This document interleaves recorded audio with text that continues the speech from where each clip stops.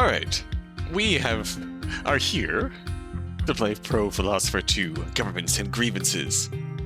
No longer with the tagline of Socrates Jones, because he is safely at home, covering from his near-death experience. Instead, as we saw from the stinger at the end of Socrates Jones, his daughter Ariadne has been drawn back into the Intelligible realm, at the behest of the Arbiter, who, well, I suppose we'll find out the exact reasoning, but judging by the tagline, we have, and from the Steam description page, we have moved on from moral philosophy in the first game to political philosophy in this game. This is also the game where we find out, it's not a spoiler because it was announced beforehand, that we're gonna meet the Socrates' ex-wife, Pythia, who is in fact the governor. So, hence, the government and grievance we have going on here. Now then, let us explore.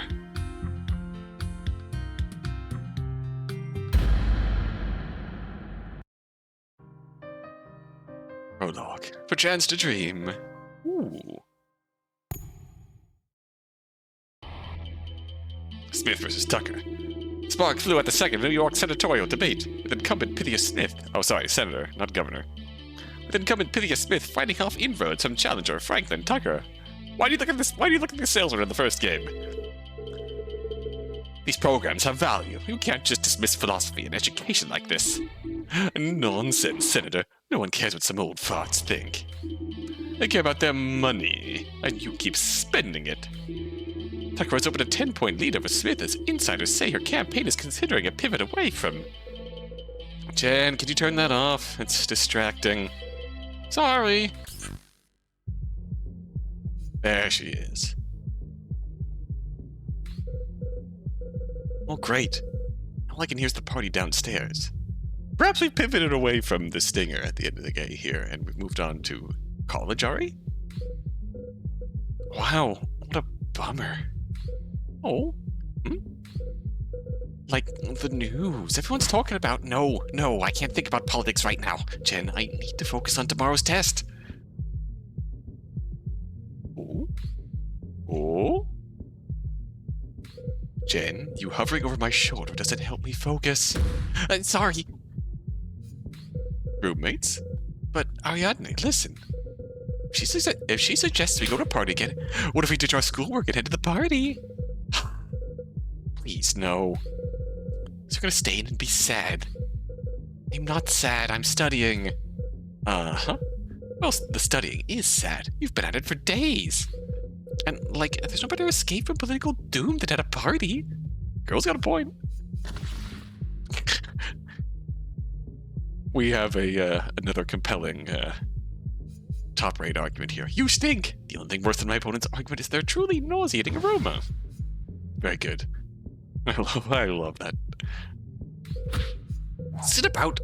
Oh, we're not having this argument. Maybe we should, with our feet on the dance floor.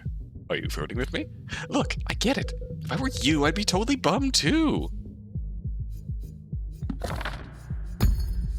We also have dialogue choices. Be chill. I'm fine, really. Just go by yourself and you never come out with me. Now you gotta. I absolutely do not gotta. You gotta. You really want to sit there and mope? Still chill. Jen, please, I'm okay. You're a total Saturuni. Come out and you'll feel so much better. We'll unpoop your party with a party. Okay, I'm way too tired to deal with this. Lose it. Yeah, okay, lose it. You can be Ari's angel, angle, or her devil. Alright, bottom is angle. I'm not sad! You may skip glass to blow off steam at a party, but that won't work for me. I have to put in the effort to pass. If I don't study, I'll fail. Do you have an idea how my mom would react then? Mom specifically. I guess you don't care. You just always demand what I do what you want, and that's why Oh. Ariadne? That's why. You're being an annoying, self-centered, egotistical. Ariadne Jones, welcome back. Arbiter? Such heated sentiments. Arguing with Jennifer again. What? We've been having regular conversations here. I wasn't expecting to arrive here just now. I guess I fell asleep? I thought I've realized how tired I was, because I was too busy being frustrated. Okay, pause. I imagine you have questions. I did just warp to a purple world full of weird floaty arches after all. Yeah, what is this place? Let's get a recap. So recap, 3 years ago my dad and I died. Well, he died. I just got swept along for the ride. This place, the Intelligible realm, it's the world of ideas, a sort of afterlife for great thinkers. We were there by mistake. My dad was no philosopher, so the Arbiter, ruler of the realm, laid out a challenge. We found the nature of morality, one of the great philosophical questions we both could return to life. Anyway, after a lot of effort, we succeeded. Not telling you what our answer was, though. You can always check our last adventure. Instead, I've returned to the Intelligible realm again and again in my dreams. I have no idea why. Oh, okay, so the stinger was still canon. We just have this adventure which takes place in college age, with college age Ari. But chats with long-dead thinkers sure help my studies. Annoying, egotistical. However frustrated you are with your roommate, do you really believe ad hominem attacks help your cause? No, but they are satisfying. We are in fact being trained by the original Socrates. Spoilers. The Arbiter is in fact the original Socrates. Maybe I shouldn't reveal that. Oops. I do like this redesign of the Arbiter, though. It looks, I guess, even below the mask, it looks older, befitting the nature of the man who is actually behind the mask. In the short term, perhaps. But in the long term, your relationship would be more fulfilling if it were defined by reasoned discussion. Phew, easy for you to say. You haven't met her. All she wants to do is party, Arbiter. What can I possibly learn from her? An excellent question. Let's find out. Oh! Ariadne, I know you want to do well on tomorrow's test, but some things are more important. Like, basically anything. What? And you've done everything else you can, right? Clearly, you must come live it up with me. What? What just happened? I have assumed the role of your roommate. This Jennifer. We shall explore her possible reasoning and reach a better understanding of the situation. But that didn't sound anything like Jen. No? Do the youth not live it up these days? Well, word choice matters less than content. I'm approximating her thoughts, at least. Fine, Arbiter. You want to do this? Let's do this. Excellent. Now, do you want a reminder of your basic moves? Why not? Give me a refresher for new players. Sure, why don't you refresh me? I remember, of course. Just want to see if you do. Of course. All arguments are made out of multiple statements you can navigate. For each statement, you can ask questions to expose various issues. Right, I should ask for clarification if a statement is vague or unclear. These sprites are really freaking good. Really freaking good. And perhaps press for backing if the statement needs more support and justification. With such moves, you can come to better understand any argument. So ask for clarification, press for backing. In Jennifer's thoughts here, there's one statement in need of backing and one that lacks essential clarity. Let's start by identifying those.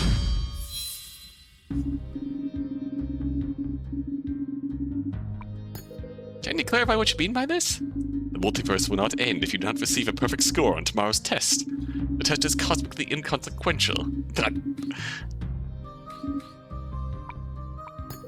Can you clarify what you mean by this? In conjunction with my last statement, I posit anything is more important than a test. Tests are bad. Pretty extreme statements to throw out there. Really? Basically anything is more important than studying? Yeah, I'm gonna need you to back that one up. This is an interesting remix of a argument theme. Feels like lo-fi beats to debate to. I like that. The original gave me that Phoenix Wright vibe, and I really dug that. This really gives me like lo-fi beats to debate to vibes, and I like that. Oh yes, very good. Huh? This statement is unjustified hyperbole. I cannot reasonably back it up. I shall remove it from my argument. Boom. What do you mean by everything else? Pretty sure I haven't done everything I'm capable of doing in my life. Good. My statement was unclear. You've done everything only as far as studying. That is still significant. After studying for 3 days straight, what more could a few hours gain you? Ha! I found the 2 faulty statements. So you have. Excellently done. That grin, that's awesome. Does that mean I win? Kind of feels like your argument still works. Well, it's not just the statements that matter. You must also scrutinize the logic binding these statements. When a statement shifts topics or is a significant logical leap, reviewing connections can help bridge the gaps. Ah. And sometimes there is no bridge at all, just a gaping hole in their reasoning they're hoping you won't notice. This feels like a better explanation of that mechanic than the first game gave us. We sometimes see politicians do this when they appeal to, let's not get sidetracked, okay? Sensitive point. Bombs in a debate. If you insist. We'll pick up where you left off.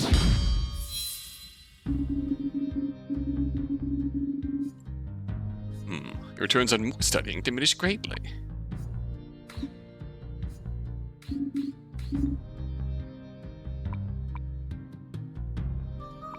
Let's consult. So Arbiter says when someone's making a logical leap, I should request connections to check the gap. Obviously believes the statement here calls for that. The question is, which? There are only a few statements here. It shouldn't take long to find it. Alright, return to more studying diminishes greatly, so obviously. How is this connected to the rest of your argument? It is my conclusion, is it not? It should naturally flow from my earlier points. Hold on, Arbiter. Who is this Arbiter? My name is Jennifer. Right. Okay, Jennifer, listen up. Perhaps you have a point about the diminishing returns of studying. That alone is not enough to prove I should party with you tonight. There are so many other things I should be doing with my time, like, I don't know, sleeping. I mean, look at me, I'm falling asleep in the middle of arguments. I'd probably fall asleep in the middle of this one, too, if I wasn't already asleep. I should be studying doesn't mean I must go partying.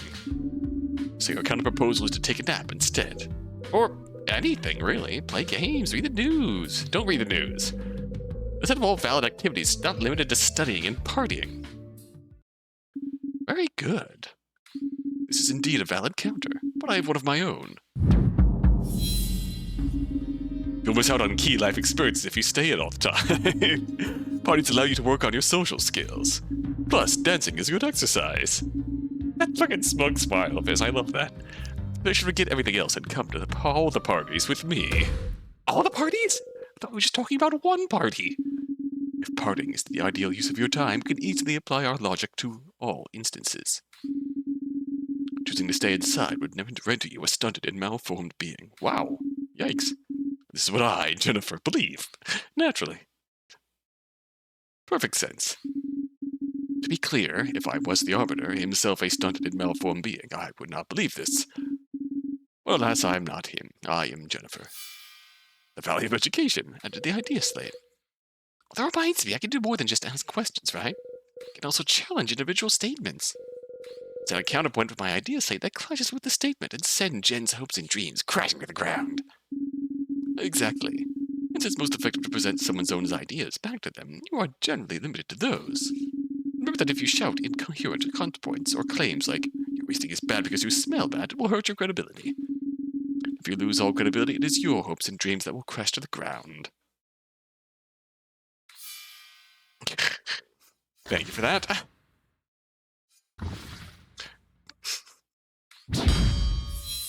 She's thinking it. She's thinking it. What do you mean by this? There's only so much that can happen inside your home. If you live your entire life inside a box, you will only ever understand that box. You may understand that box very, very well, but it will still only be a box.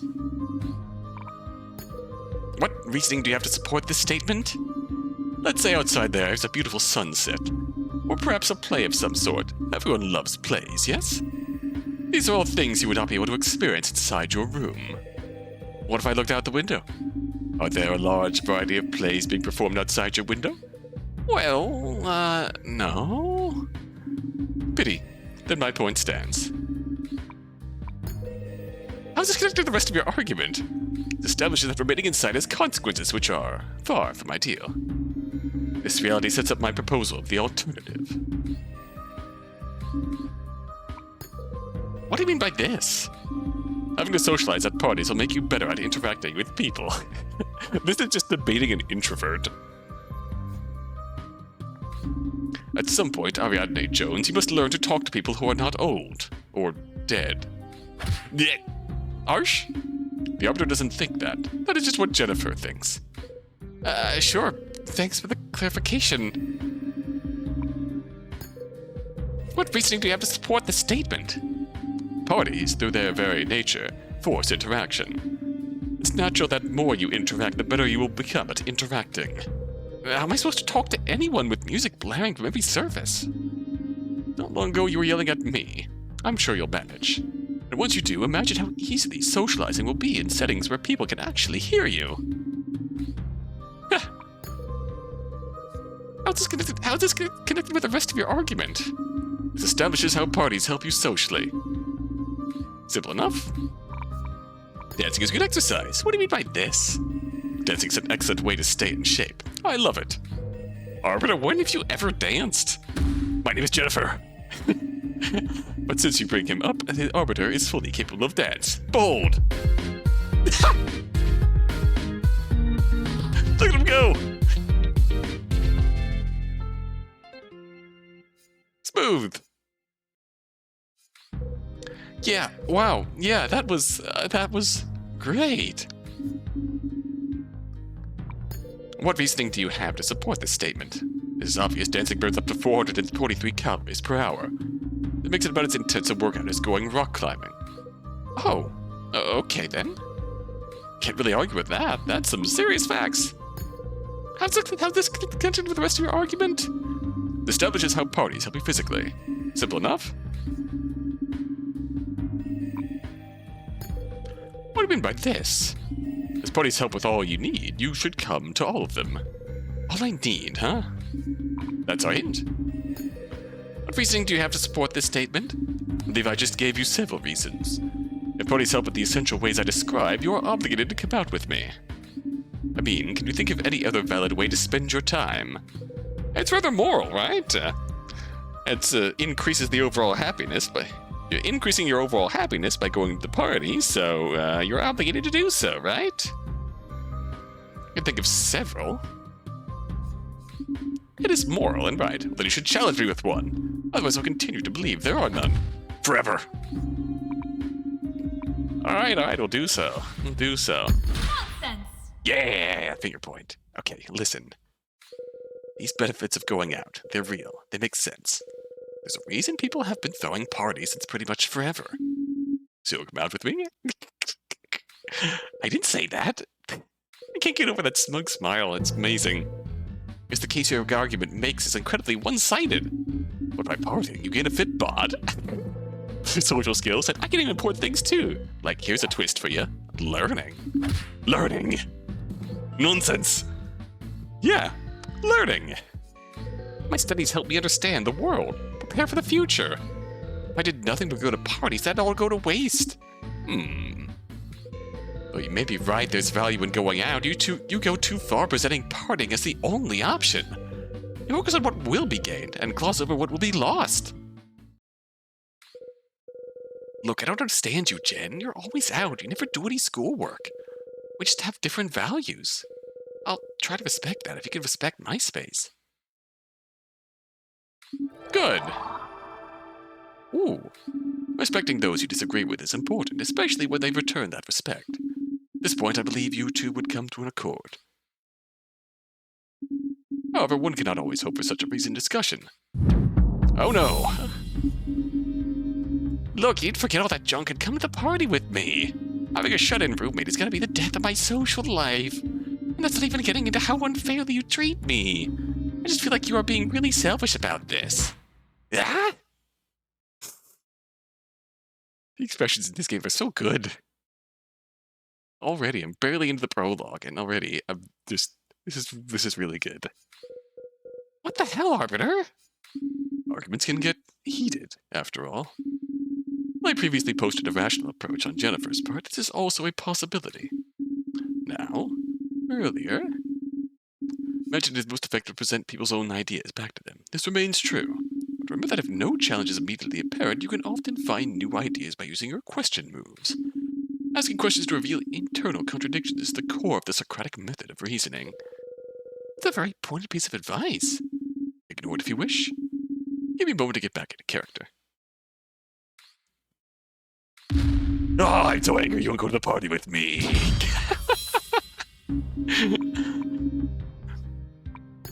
What do you mean by this? Is it really that hard to understand? Break out of your shell. Get up from that desk, leave the dorm, and boogie down. But I'm not sitting at a desk.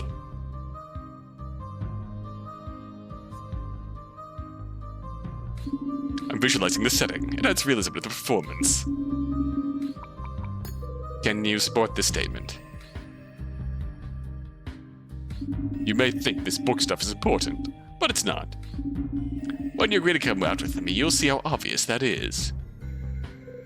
Right, okay, moving on. How this connected to the rest of your argument? It seemed important to establish how totally wrong you are. And how tiny my request actually is. Tell you relative to what? You're demanding I change my behavior. God, these... Love this. Love this. Alright, moving on. What do you mean by this? I mean, your behavior makes things awkward for me. So awkward, I want to die! Jeez, reason do you have to support this statement?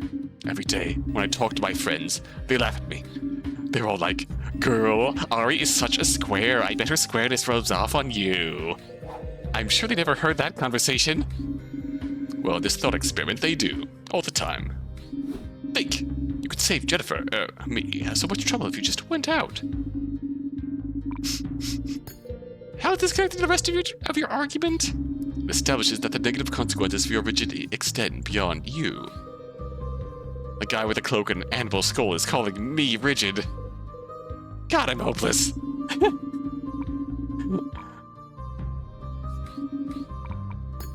What do you mean by this? I mean, I'm just asking to be left alone. How is that unfair? You're not just asking to be left alone, you're also judging me for making the choices I want to make. It's unfair to expect me to live my life exactly how you think I should. Unreasonable demands, alright? Okay, fine, Arbiter. Maybe I haven't been as subtle with Jen as I'd like to think. But I did get another potential challenge out of it, so I'm glad I asked. It's unfair to expect others to contort to fit your expectations. That's an argument we can throw back in her face, easily enough.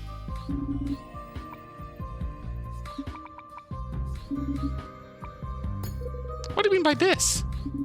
I mean that you constantly ask me to be more like you, to work myself as hard as you do. According to Ari, the only valid life involves studying a whole hours for the day. Going outside is forbidden. Sheesh. What reason do you have to support this statement? Ari, I overhear you complaining about me all the time. You constantly whine about me to your dead buffalo buddy. You obviously don't think very highly of me. But you don't know about my dead buffalo buddy. Sure I do. You talk about him in your sleep all the time. Super wise dead buffalo guy who knows everything and is super smart. Concerning. Shh.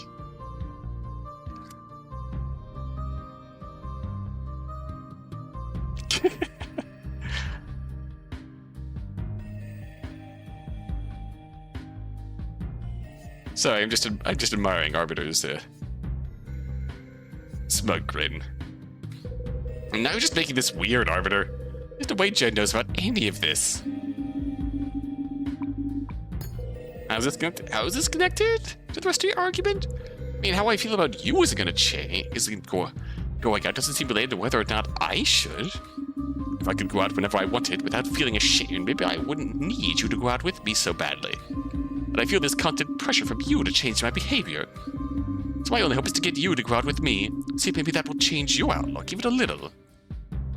Ah. See, you're judging me right now. The connection here is tenuous at best. You know that, Arbiter. Fine. Boom! Alright. What do you mean by this? You never think about what I need. You just keep doing what you want to do. And not doing what I don't want to do. Exactly! How dare you? What reasoning do you have to support this statement? Oh my god, have you even been paying attention? My entire argument supports this statement, okay? Okay, sorry? Why do we even bother? The Arbiter is clearly a method actor. How's this connected to the rest of your argument? This is the problem statement. It states you are the problem. Summing up why everything you're doing is wrong. Everything? Everything. Now, I feel like this is the point where we need to, well, what do you have to say for yourself? I think it's pretty obvious you're in the wrong here.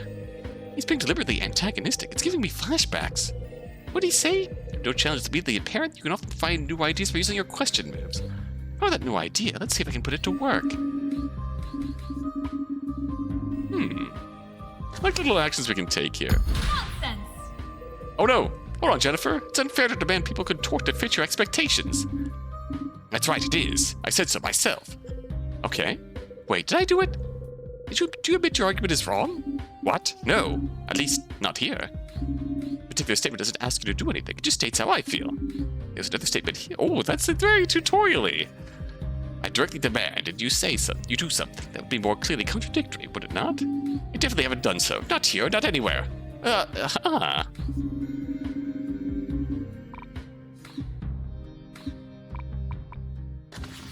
Do this. Nonsense!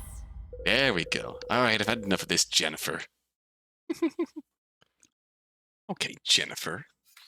Enough of me? Let me tell you, I've had enough of... Hold up, Arbiter, please. I understand your Jennifer feels frustrated I never do anything with her. It's hypocritical for her to complain that I judge her for not working and then judge me for not partying. Your statements about my attitude, about how my attitudes impose on her. Easily turn those around. There's nothing wrong with suggesting I try something new, but to demand I go out with little warning? To insist over and over I drop everything and do what she wants? That's not okay. I'm sorry, Ari. Well, maybe sometime when I'm a little less busy. Really? Yeah, I still not try to agree with her, but I can see why she thinks going out would be good, I guess. It wouldn't hurt me to try it, sometime when I don't have a test. Well, that's probably sufficient. I believe you are now well equipped to deal with your roommate. Miss Jennifer made logical missteps, but she also made points worth considering, did she not? Of course you think so. You were the one making them. I admit there was value in examining how Jen chooses to live her life, and how I live mine as well. I'm glad to hear it. While we are feeling introspective, there's another behavior of yours I would like to investigate. Not as Jennifer, but as myself. The fact you've been avoiding political quandaries. I don't know what you mean. We've discussed other topics at length, but every time political theory comes up, you change the subject. It's quite obvious, and quite unlike you. Oh? I mean, look. I've been wondering, what do you think of the latest Battlemakers 2 character? I think we've rather... Ariadne? Have you been keeping up with everything that's happening, Arbiter? How things are going in my world? Things are getting pretty intense. No one seems to be able to solve the issues we face. Some pretend they don't even exist. So the more I know, the more I just get frustrated. I can't do anything. I can't change anyone's mind. I hear people making the best arguments they can, and others just dig in. This is a very prescient topic.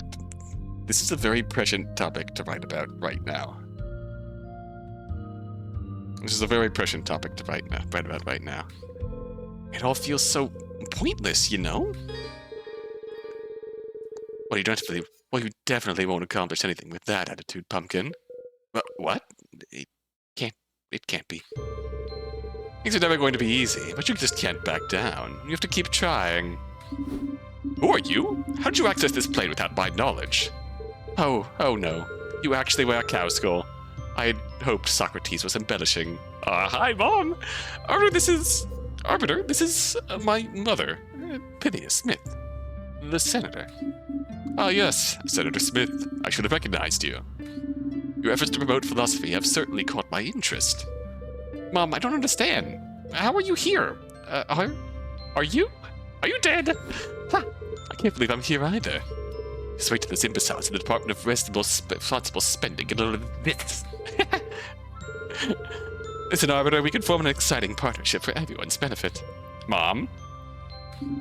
Partnership?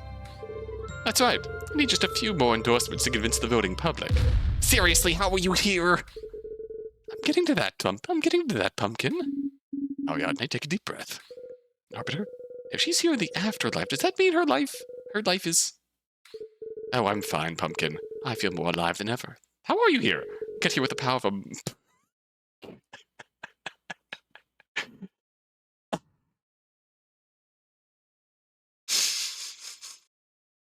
What a politician thing to say. What does that even mean? It's hard to explain. Very technical. Do you have Marcus? Did you knock yourself out? Are you in a coma? Because to get here the first time, I had to be in a coma. Ariadne, please, if you panic. Who's panicking? I'm not panicking. Who would ever panic about their mom being ambiguously mutilated and... You'll wake up. Ah! Ah! Ah! Ah!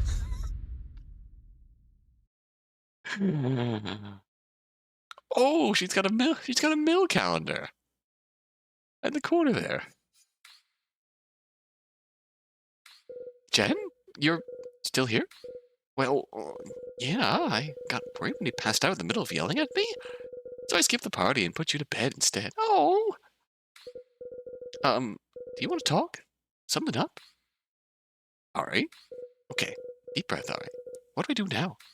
There's only one person who knows as much about the intelligible realm as I do. Dad, I need a moment, Jen. I gotta, call my dad. Of course, sure. Hi there, you've reached the mailbox of Socrates Jones, newly appreciated head of accountable accounting. Oh no. Oh. Please leave your message after the beep. Hey Dad, let me know when you get this, okay? I just saw Mom in the intelligible realm. He says she's not dead, but I don't know how she's there. I'm really worried. Okay, that's all I know. Bye, and Owen, love you. Ari, what the fuck are you talking about? That was a bust. What? Ari, what the hell is the intelligible realm? I could try reaching out to Mom's office in D.C. They might know what's going on. Girl, you okay? But you were supposed to visit me this weekend, and since she also had a rally scheduled, I didn't think she'd flake. Possible she already left for... Oh, wow, Jen, you sure are attentive tonight. Did you say Phineas Smith is, like, in the intelligible realm? Yeah, Wait, that made sense to you? She just had to test it all by herself, didn't she? What? Excuse me? Look, Jen, tonight has been stressful enough already. If you know something, just say it. I can handle it. Well, I mean... Yeah, I know something. I've got a job on Pythia's project. Been on it since before we were roommates. Are you freaking serious? You said you could handle it. Yeah, but I wasn't expecting it to be. I'm secretly working for your mom. I'm sorry, I wasn't allowed to talk about it. If she's already in there, then... Not far from here. Follow me. What?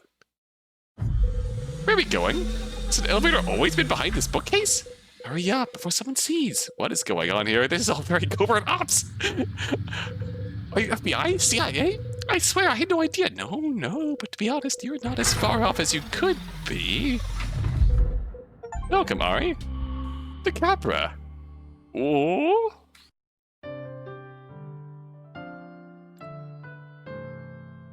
It's just not how I was expecting this day to go. All right. Price of wisdom. What is this place? CAPRA, the Central Authority for Philosophical Research Advancement. We study ways to apply philosophy to the world. Since we heard what happened to you 3 years ago, we've mostly been studying the intelligible realm, or... I, may have requested to be a roommate to study your trips there when you're... That is a revelation.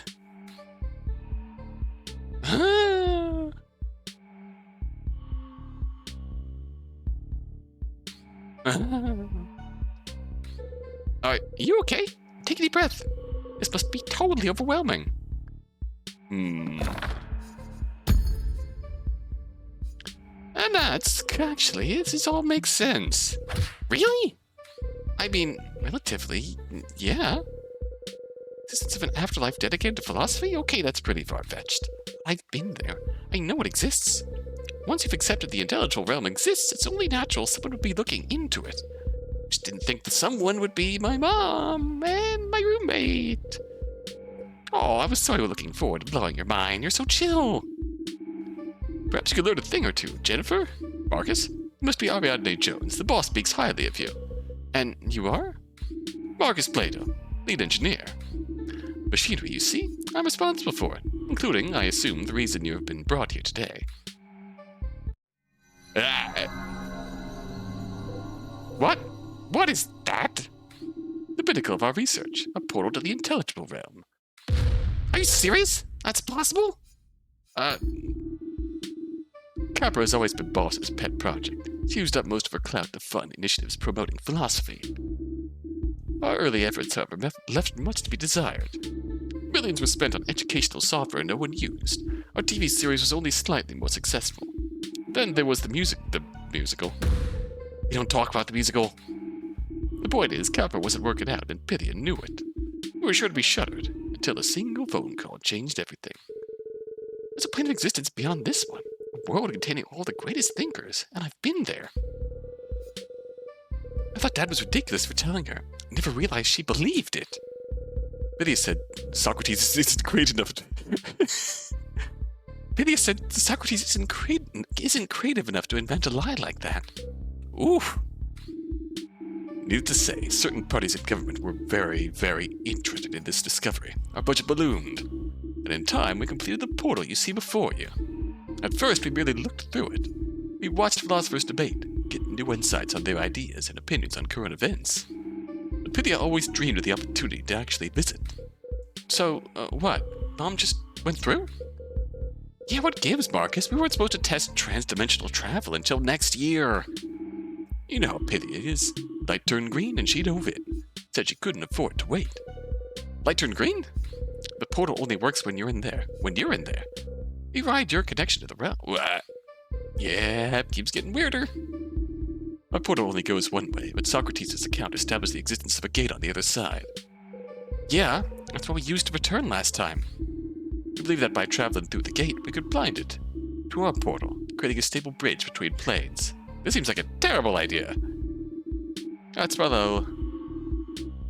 how we'll achieve our ultimate goal, making the wisdom of the ages accessible to all. If that's all she has to do, why isn't she back? I don't know. Ariadne, none of us can safely enter to see if something has gone wrong, but you can freely send your consciousness between the two planes. You know it's not a small thing to ask. I'll do it. Really? Of course I'll do it. I'm not going to let Mom spend eternity with dead philosophers. If she has been using me to fund further her political ambitions, I can. Oof. Oof. Just gotta find a nice corner to nap in. Here in the lab? Sure, why not? Sleep deprivation is my superpower.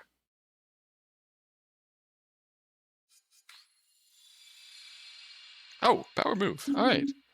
Ariadne Jones, I'm glad you've returned. Okay, Arbiter, fess up. Where's Mom? I led her to the gateway. She need only step through to return to the land of the living. However, it appears she had other plans. See for yourself. As I stand here before the gate that leads back to my world, I can see a glorious future together. A brighter future where wisdom is valued by all. Philosophy will once again be respected as the invaluable profession it is.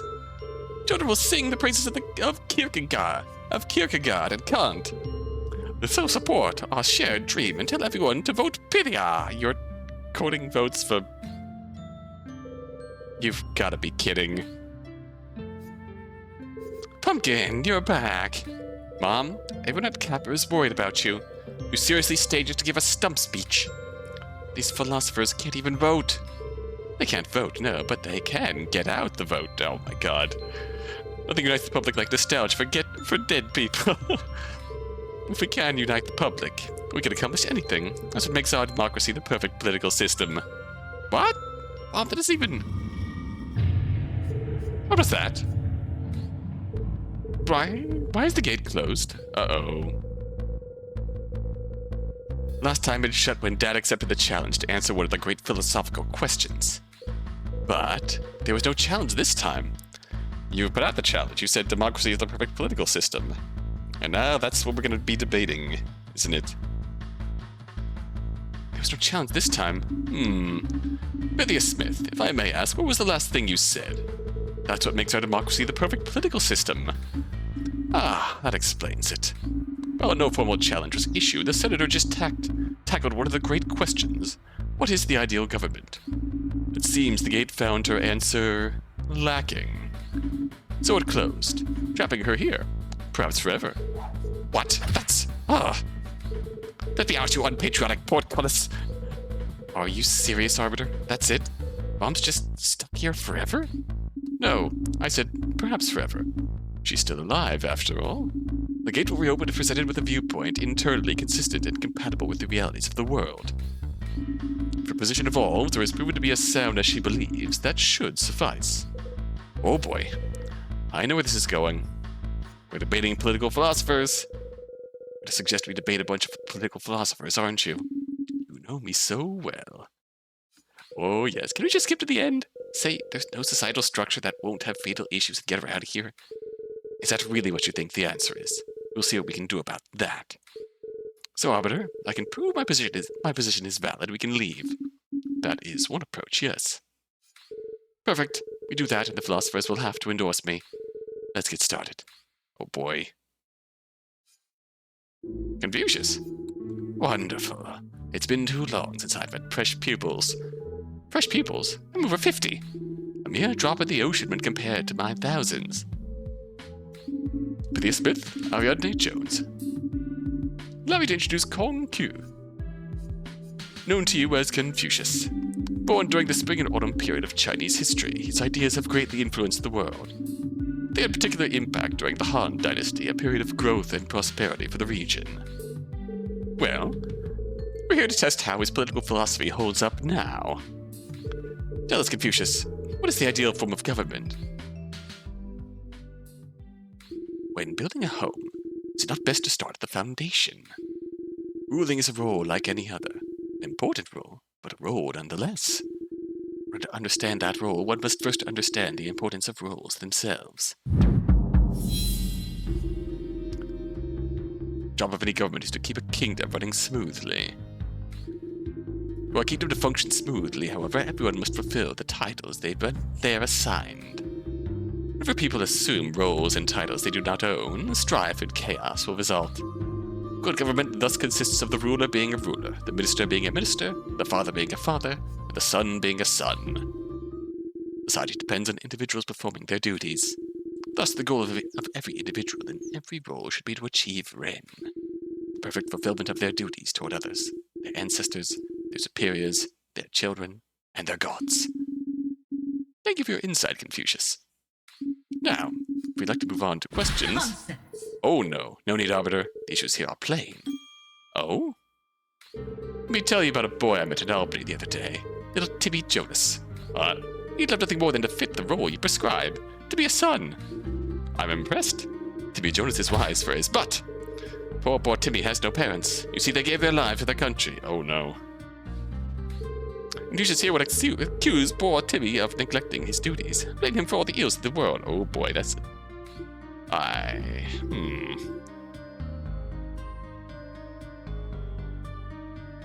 don't believe I would, but I have you on record. Good government consists of the son being a son. And it's clear my opponent hates orphans. Oh my god. Hold on, pause. The Timmys of the world, I promise. Oh my god. Mom, what are you doing? This is a total straw man argument. You're just using loaded imagery, not engaging in real debate. I'm bolstering my cause with an appeal to humanity. Meanwhile, he's papering over blatant problems with his old wise man shtick. What do you think his focus on roles and traditions means for us, huh? I'm sure Confucius's gender politics are fine, right, Confucius? Well, it is important for the wife to honor her Okay, never mind. That's not gonna help. Look, Mom, sure, there are issues here. But you taught me the best way to separate good ideas from bad is to examine those ideas and ask the right questions. When did you go so wrong, Mom? If there's anything in Confucius's ideas worth learning from, shouldn't we explore them?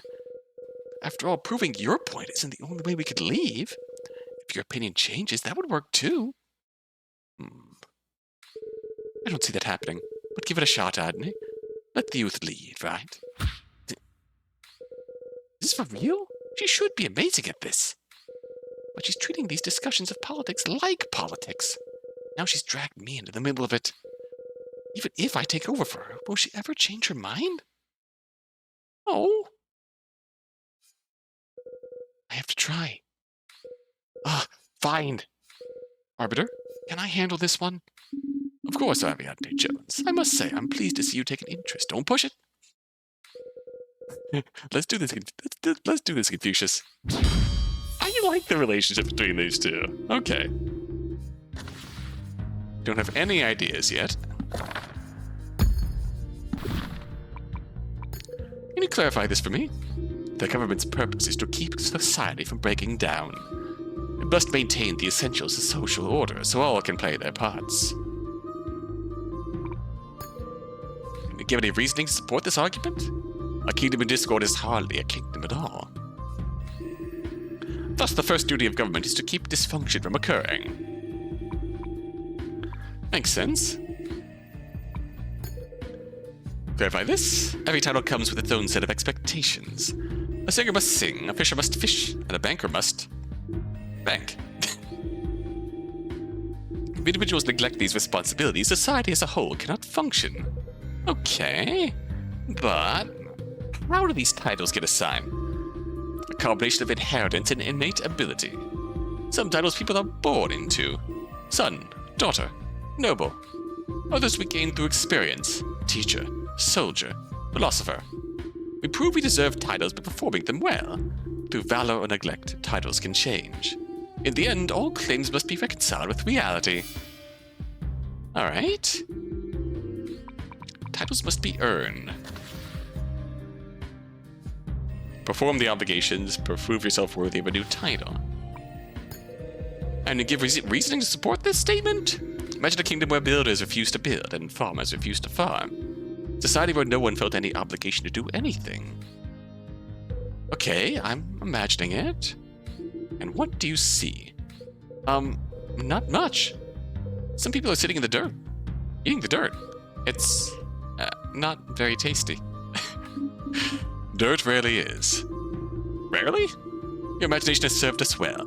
Individual roles are not performed, the whole cannot exist. But when all are assigned roles in which they are diligent, society will thrive. Huh.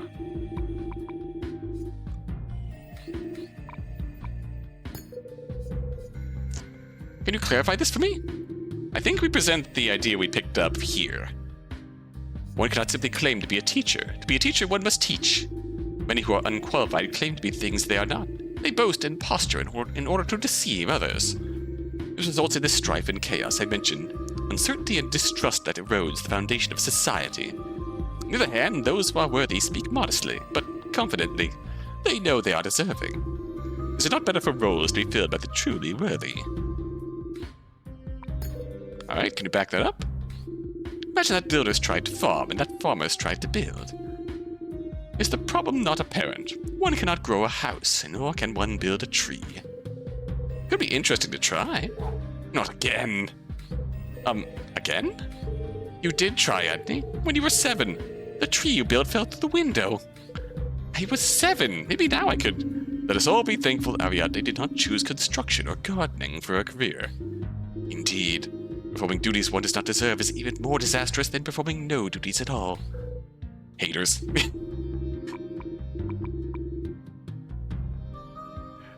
They've got the charm.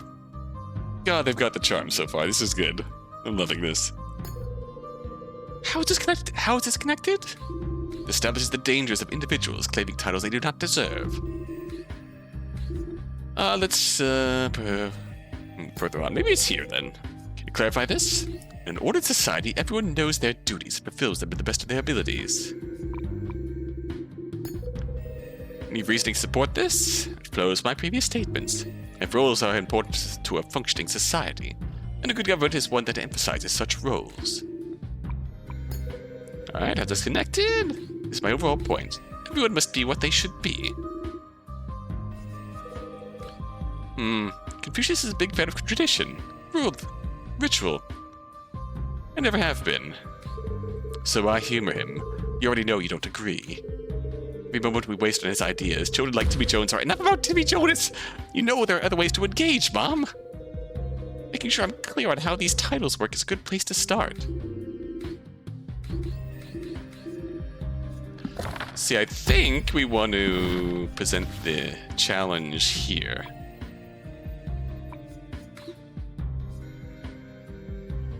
Either here or here. Strife and chaos will result. I'm thinking here because prove yourself worthy of a new title is to perform them. Yeah, I think we challenge here. Nonsense!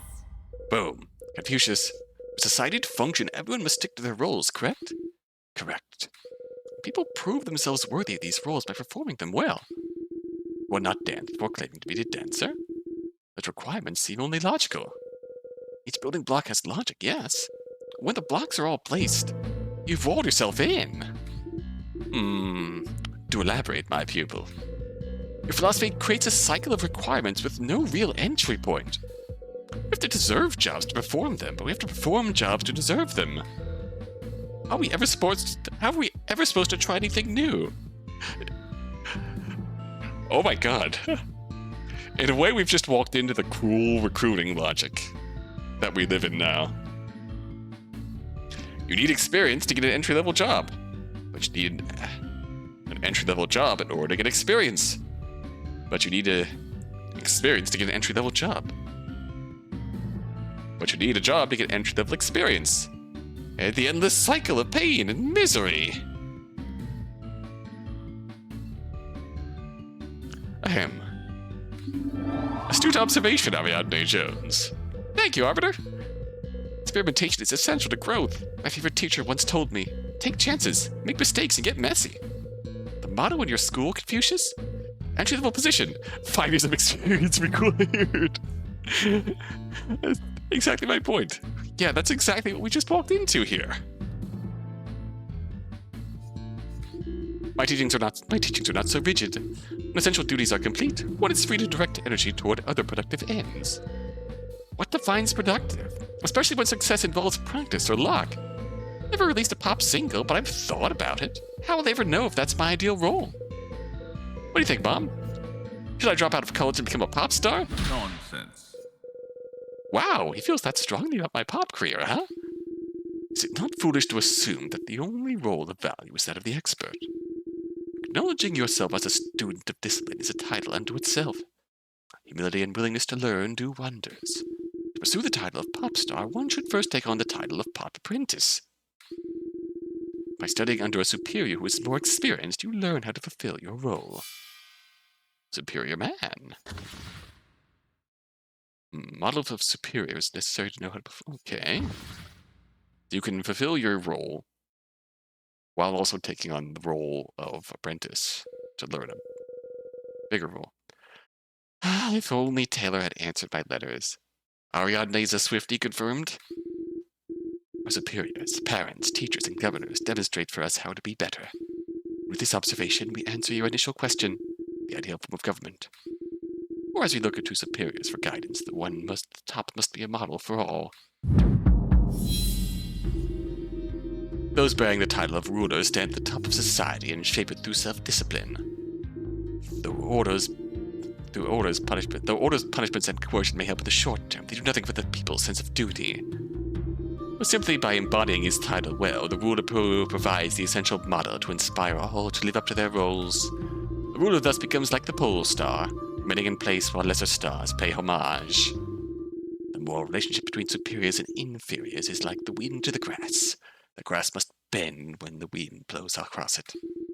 The ruler embodies his rules, the people will be inspired to play their own.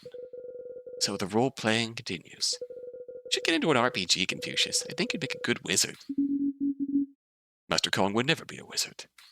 I don't know, long beard, flowy robes, excessive use of metaphor. Wizards are the natural enemies of philosophers. Nothing they do makes sense. You have a very strong opinion about that. Well, Confucius is definitely living in a fantasy land, at least. Oh, shush, Mom. This makes me wonder if Ari has introduced the Arbiter to the concept of RPGs. Mom! Ariadne, look, I remember my first campaign for the school board.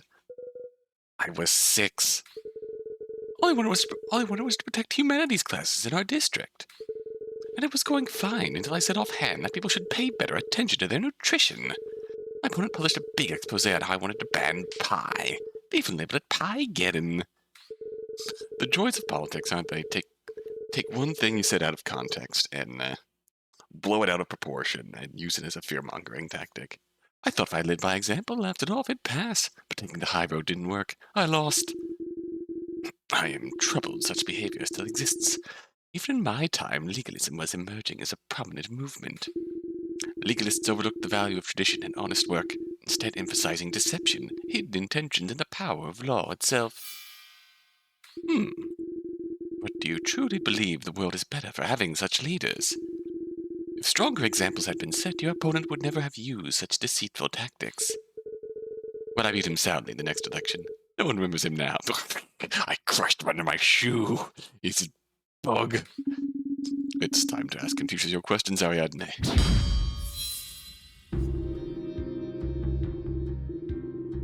Alright, so. The ruler is the model of virtue. But ruler embodies his...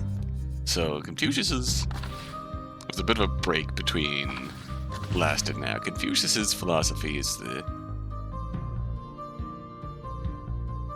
idea of titles. Everyone has their roles and fulfills them well. Everyone also has sub-roles that they're learning. And when they embody these sub-roles well, they prove worthy of a newer role.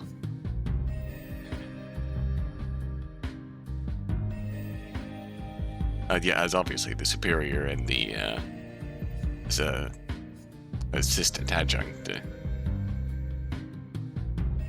Contemporaries of Confucius found duplicitous practices and harsh punishments were the best way to maintain yes.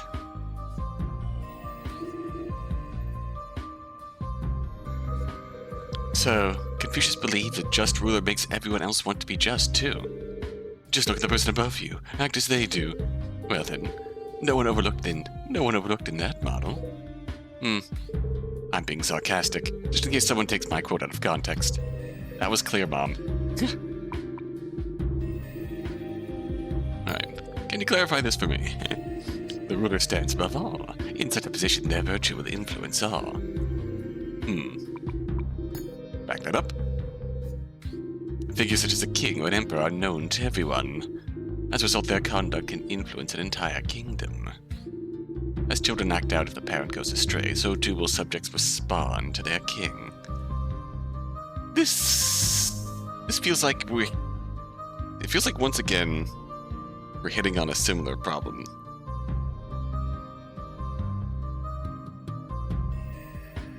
That we wound up in latter half of last game, where who holds them accountable? Who's superior to them?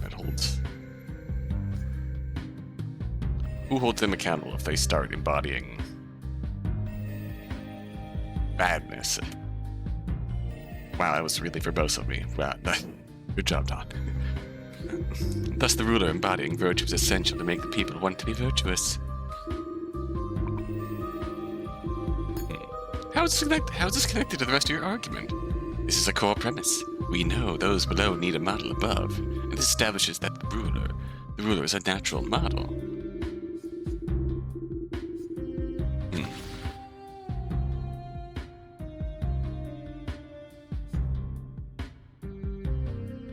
That's gonna come into play.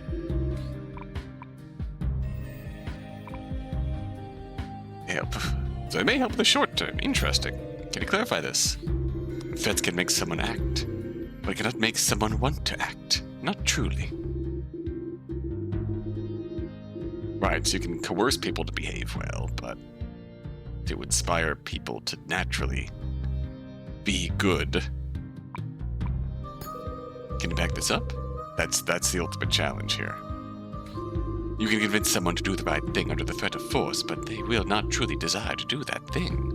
In such a situation, will they not break from their duties the moment they can avoid being caught? But when someone wants to do good, you no longer need to ask at all.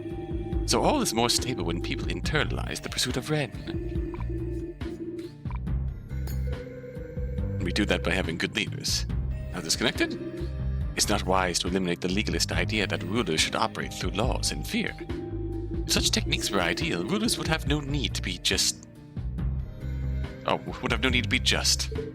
Right, because no ruler has ever been successful by being a jerk. I'm glad you agree, Senator. Whoosh, right over his head. Though disagreeable figures may hold power for a while, that is not success. They are inherently lesser beings. Oof. Oof.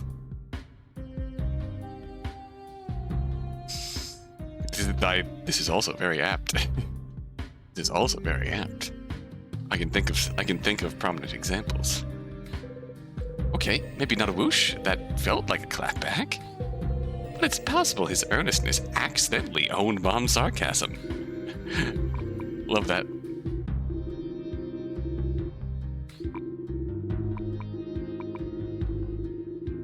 This is going to be the question.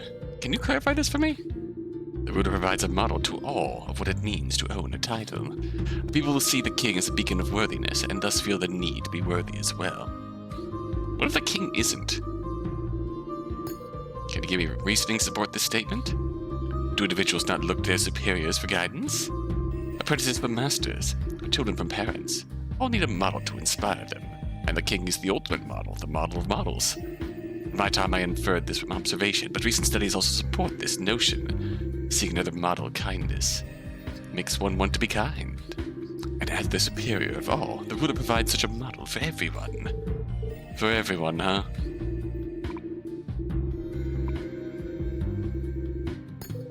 How is this connected? This establishes why and how the ruler acting justly results in a stable kingdom. By providing a model to all, they anchor the whole of society. Alright, clarify this. I mean, I'll be honest, I have no idea what a pole star is. Pretty sure the first thing coming to mind is wrong. Wasn't that the weapon and cave story? You must have recognized this as another metaphor. It could also be a metaphor for the Northern Star. Of course. More evidence for Wizard Court. Well, in this case, the metaphor is apt because the pole star is stationary while other stars move around it. Ah. King will similarly be stationary in his virtue, and his virtue will guide his subjects. Interesting. Back that up. As stars guide sailors in the seas, so too does the ruler guide his people. Don't sailors have better tools these days? Like Google Maps? Google Maps usually doesn't work in the middle of the ocean, pumpkin. What? Also, letting your opponent double down on their colorful metaphor is a rookie political mistake. You want to attack the substance, not the sizzle. His previous statements are what left here, right? Go for those. Smart, Mom. I was thinking the same thing. How is this connected? This metaphor merely provides another lens for my overall point. It's not strictly necessary, I admit, but it helps tie everything together. How tired am I of metaphors? They're kind of fun. Yeah, let it slide. It's a nice metaphor. I'm clearly in good company. Not everyone appreciates my rhetorical flourishes. Oh, that was an achievement. Oh, that's based. Love that.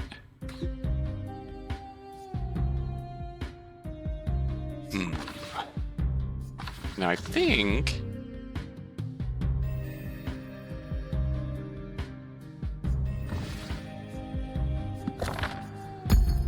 Mom's right. We need to attack this here.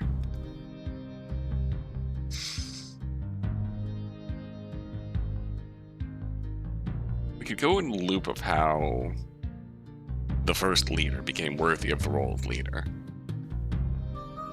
It's very obvious that the leader who follows him up could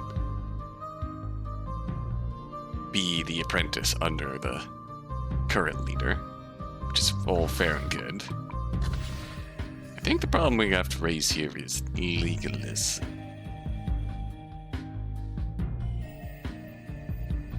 I think the challenge is here.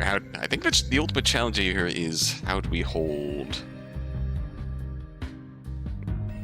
How are we sure the leader is held accountable and actually embodying virtue? Confucius, I found a problem with your argument. False. Would it not be wise to be more cautious in your assertions? After all, the cautious rarely err. Unfortunately, Ariadne is far from cautious. More unfortunately, she has erred. Yeah. Interesting.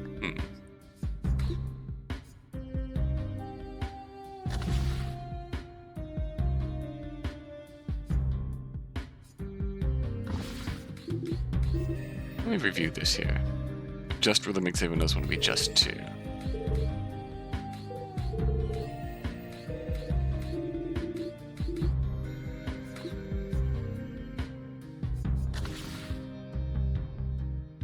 Perhaps it's here. Nonsense! Yes. Confucius, the ideal you describe sounds nice. A ruler guiding the people, helping them find their ideal titles, inspiring the best in all. They just have one key question. Who inspires the inspirer? Oh, I don't understand. You claim a model of worthiness is essential and keep everyone on the path of Ren.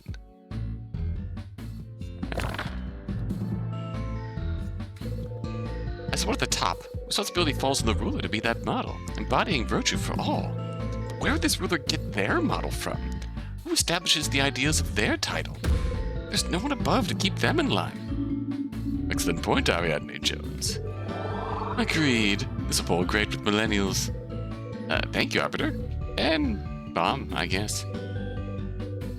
You've confused us, Confucius. As is, we have no way to know if the ruler is truly fulfilling their duties. Should such an important position really stand without any checks? Should we follow in blind faith? You could easily be stuck with an inferior or superior, and your entire system would fall to pieces. Nonsense. It appears I still have more to learn about you. I see how the question of how a ruler becomes worthy of his title could be an issue. And when you have faults, you should not fear to address them. But is it not an easy way to tell if a ruler has obtained Ren? Is there? Sorry, you phrase so many things as questions, it's hard to tell which ones are actually rhetorical. That one was. Just as sunlight helps a tree to grow strong, so too will nature help a ruler find his place. The mandate of heaven? The government's right to rule comes from heaven, granting power only to worthy models of Ren. Rulers who act poorly will be plagued by famine and misfortune, inevitably leading to their downfall. Oh, if a ruler is in power, they must still have the mandate, as there is no way to keep power without virtue. As such, the entire system remains balanced. I hope this helped clarify the matter. Okay, forget wizard. This guy's a freaking cleric. So wait, you really think the right to rule is granted by heaven? Indeed. Those who do not deserve to rule will naturally be deposed, and others worthy of the throne arise. The king fell to the han to the shin. For each, the mandate expired when they strayed from the path. By staying just can such a fate be avoided. Pumpkin? I know. I think it's all ridiculous. The idea of a mandate of heaven long predates Confucius himself, though it clearly features prominently in his thoughts. And this concept was hardly exclusive to the region. Europe held a similar idea, the divine right of kings. Yes, even now people will claim politicians they like are gifts from God.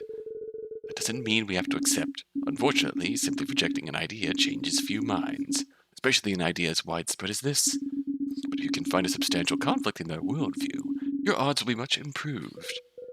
Right then, roll for initiative.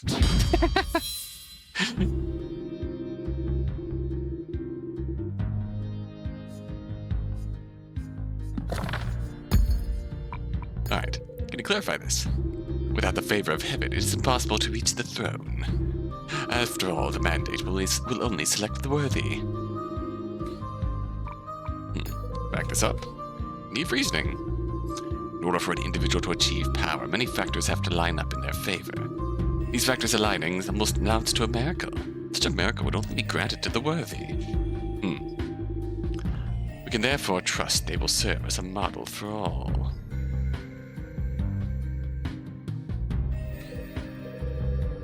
But what about the son of an emperor? Don't they just become ruler when dear old daddy dies? If the family still possesses the mandate, then yes, but fate can intervene.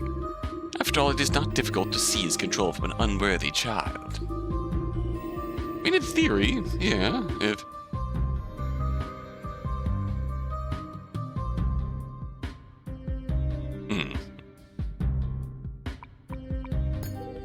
How is this connected to the rest of your argument?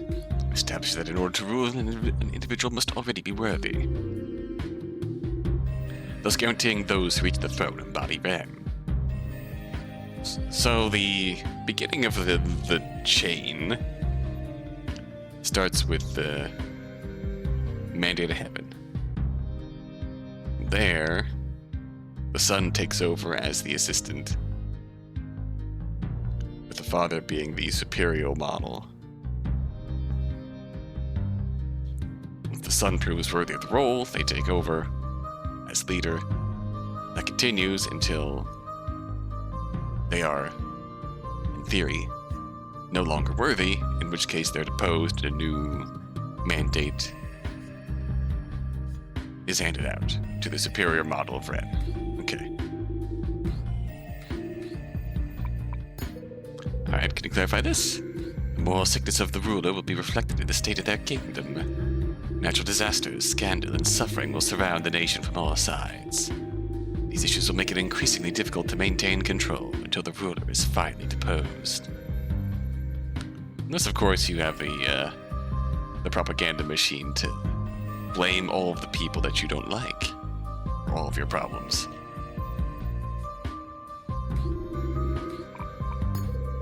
Alright, reasoning? Yes, please. Disasters don't just happen because a ruler is unkind enough. I can understand why you might be skeptical of this idea, and I do indeed believe nature punishes those of poor character. Even if we set that aside, the core idea here does not require disasters to be caused by the ruler. If the ruler proves unqualified to deal with the crises that emerge, do those crises not become worse? Mismanagement can amplify even the smallest ember into an all-consuming blaze. You have seen the unjust fall out of favor yourself. Did you not defeat the one who vilified you for disliking pie? I made that happen myself, no mandate. Also, let the record show I'm perfectly fine with pie. But regardless of what you believe, heaven was clearly on your side. Without the mandate, the unworthy cannot keep power. The mandate of heaven to serve on the school board. That kind of rocks.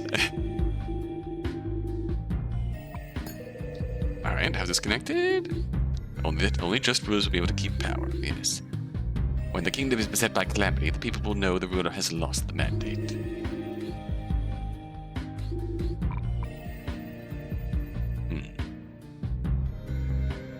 So they have to respond, they almost have to respond quickly and swiftly, or else unrest takes hold. If management, if good management is the key to keep crises under control, maintain the mandate, they almost have to respond quickly and swiftly. That's alright. I mean, any ruler who is still in power must be just enough to maintain the mandate. After all, there is no other way to stay in power, not without the support of heaven. No other way to stay in power, huh? Interesting.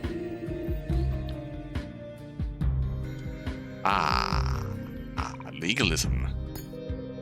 Can you give reasonings to support this statement? If you do injustice and cruelty, guaranteed you would be removed from power.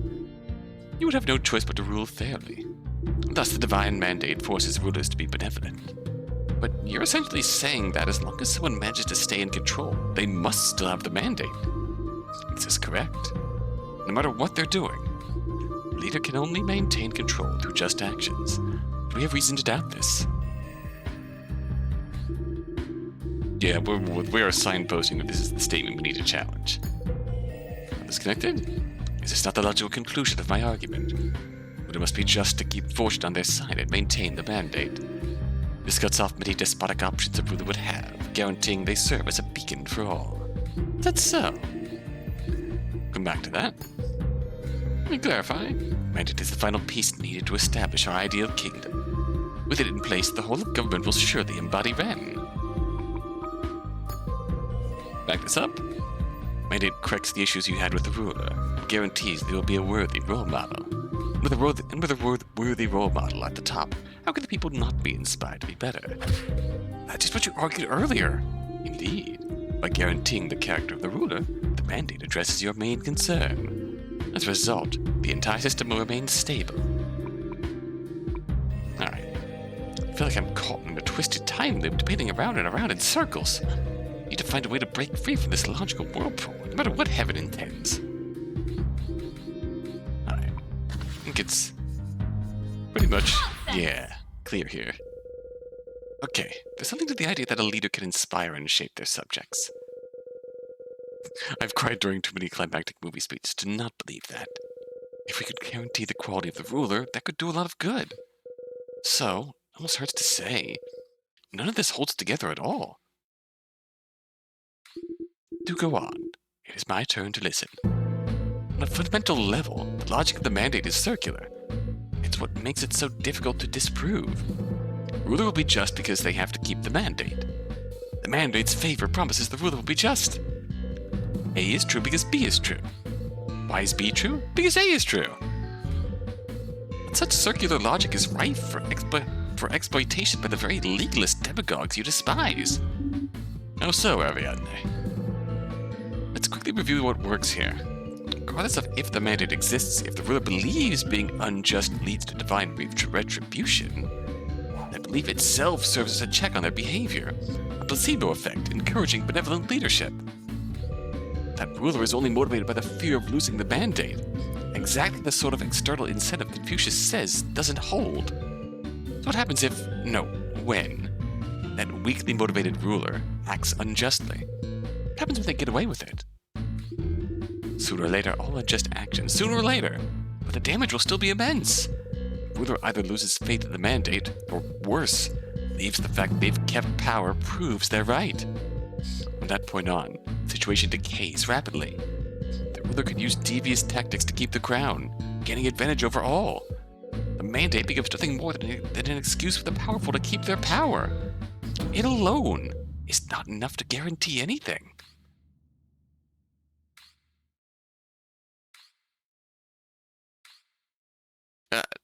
Oh no, I'm sorry.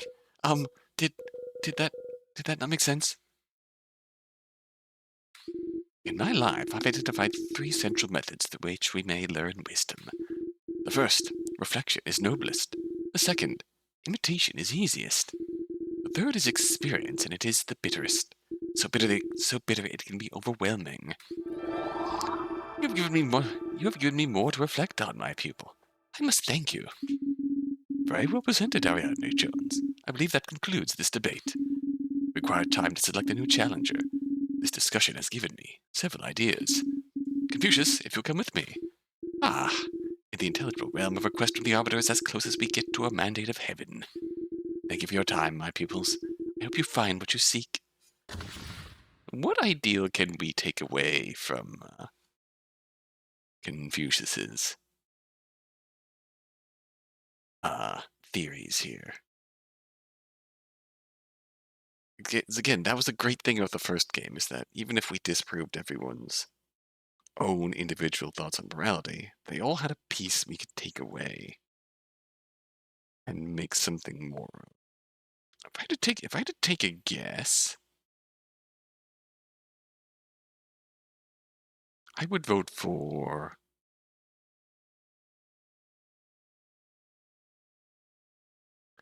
titles must be earned.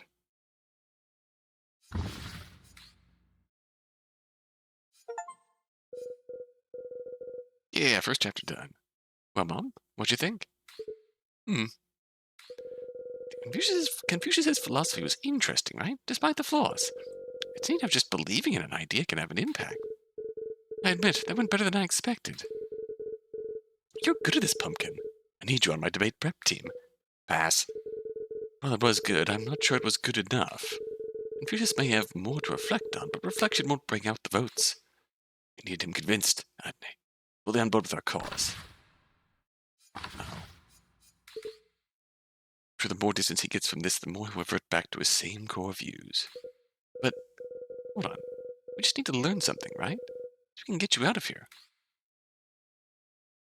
Oh, Pumpkin, that's sweet. I need to get out of here with the philosophers behind me. Otherwise, I might as well stay here forever. Wait, you can't really mean. I need to take a walk, clear my head. See if there are any sandwich shops in the intelligible realm. I'm hungry. What are you up to, Pythia?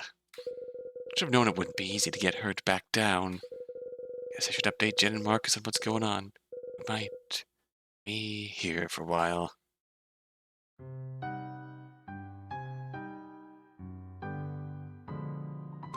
Alright. Done prologue chapter 1. When we return, we'll see if we can fit 2 chapters into one video. Until then.